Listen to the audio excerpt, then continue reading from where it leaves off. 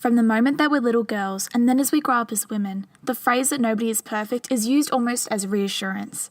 It's a hell of a lot more empowering for us to focus on what we are. So sure, nobody is perfect, but everybody is beautiful. Let's focus on that. Oh,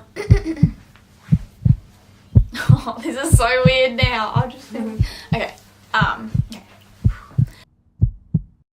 When I was 12 years old, I would openly look in the mirror and say that it was okay that I was ugly because that is what I was called by a few people in primary school.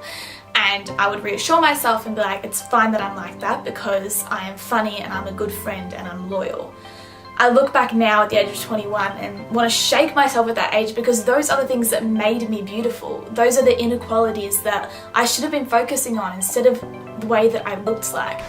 When I describe a loved one, when I describe my best friend, I don't use words like she's so beautiful and she's so good looking, she's attractive. I use things like she's so passionate, she's been such a good friend to me, and she has beautiful qualities that are not aesthetic. It makes me wonder why I can't do that for myself.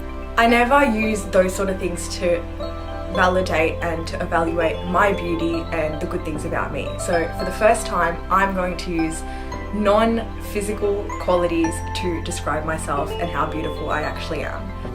I never really thought about my body or what it looked like. But then I remember as I got older, outside influences came in. My peers at school, I started reading magazines. That's when I started to shape the idea of what my body looked like and that it wasn't perfect.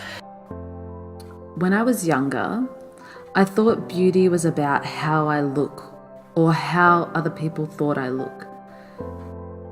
If people thought I looked good, if they thought that I was pretty, if they thought that I had makeup on, I thought that those things were the things that people were really focusing on, or that's what I was told beauty was. But now that I think about it, now I'm older, beauty's not about those things. It's not about just how you look, it's about what's inside the person or about what's inside myself. That's what is beautiful, or that's what makes me beautiful. We tend to try and reassure ourselves or other people by saying that nobody is perfect.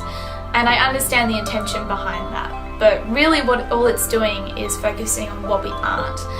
And I think that it's about time that all of us as women decide to choose on what we are and realise that what we are is beautiful, uniquely and authentically in our own way. And it's time to celebrate that. I am still loyal and a good friend, and I'm funny, and I love those things about me, and it's what my friends love about me too, and those are the things that make me beautiful. But I do also love things about my appearance, like my hair and my freckles, things that I used to hate when I was younger. And I think that it's time to drop that stigma about saying that that girl's up herself or overconfident just because she's happy with her appearance or happy with what she's projecting onto the world.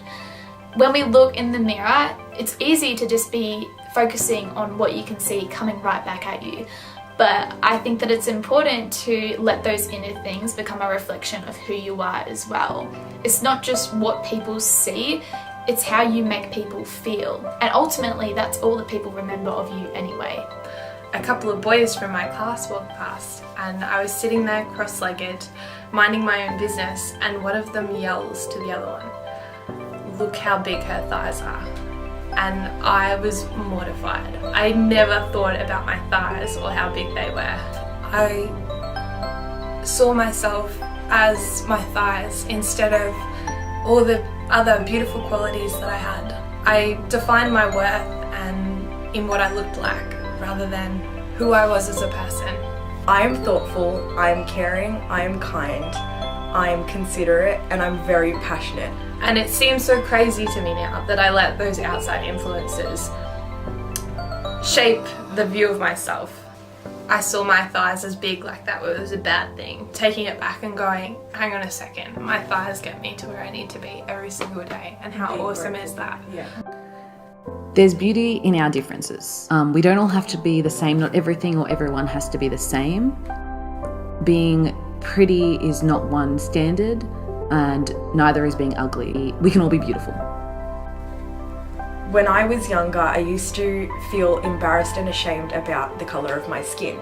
I lived in rural Victoria and I was the token brown girl in my class. There weren't very many other Indian girls or any ethnic girls for that matter. The colour of my skin used to be a point of comparison for me. I used to think that girls with fairer skin than me were more attractive, but now I think that that's something that I've learnt to love about myself, and that makes me uniquely beautiful and sets me apart from everybody else. And although nobody is perfect, we still place perfection and put people on a pedestal anyway. When they're on Instagram and you see a second of their life and you think that they are perfection. But I think that it's so much more empowering for us to look at those people who we admire and say that yes, they are beautiful, but so am I, because everybody is beautiful. And you are so beautiful right now, watching this in your unique way. And the power that you have is that nobody else is you. If you shine authentically and uniquely, there is so much beauty in that, and it's so much beauty that needs to be celebrated. So yes, Nobody is perfect, but everybody is beautiful. Beautiful. Beautiful. beautiful.